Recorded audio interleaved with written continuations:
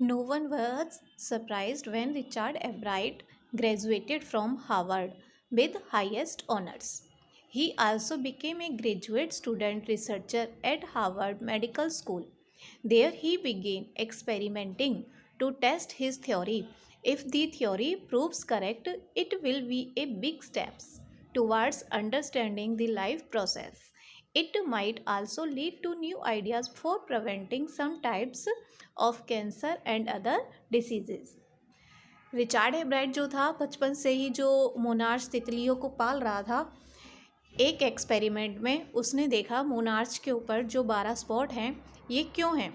तब इस क्यों का आंसर ढूंढने के लिए जब उसने एक्सपेरिमेंट स्टार्ट किए तब उसे ये समझ आया ये जो 12 स्पॉट हैं ये तितली को हार्मोन्स देते हैं, जिसकी वजह से अगर इसकी कोई सेल कट भी जाए तो इन हार्मोन्स की वजह से वो सेल वापस प्रोड्यूस हो सकती है, बढ़ सकती है।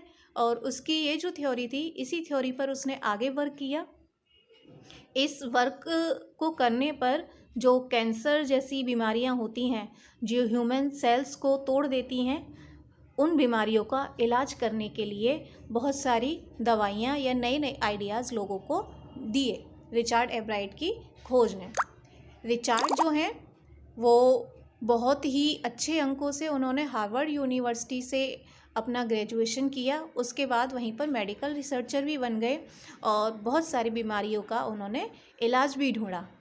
एब्राइट has many other interest also. He also became a champion debater and public speaker, a good canoeist and an all-around outdoor person.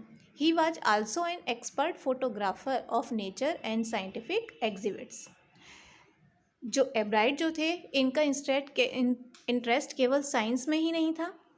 इन्होंने केवल बहुत सारी बीमारियों का इलाज ही नहीं खोजा बल्कि ये बहुत ही अच्छे डिबेटर भी थे, पब्लिक स्पीकर भी हैं, गुड कैनोइस्ट नाव चलाने वाले, और आउटडोर पर्सन जो बहुत ज़्यादा बाहर लोगों के संपर्क में रहते हैं। इसके अलावा बहुत अच्छे एक्सपर्ट फोटोग्राफर भी रहे हैं, जिनकी जो फ़ोटो हैं वो पत्रिकाओं में और साइंटिफिक एग्जिबिट्स में दिखती रही हैं। इस स्टोरी को, इस कहानी को पढ़ने से आपको यही शिक्षा मिलती है कि साइंस फील्ड में जाने के लिए जो मेन एबिलिटी है वो है क्यूरिसिटी।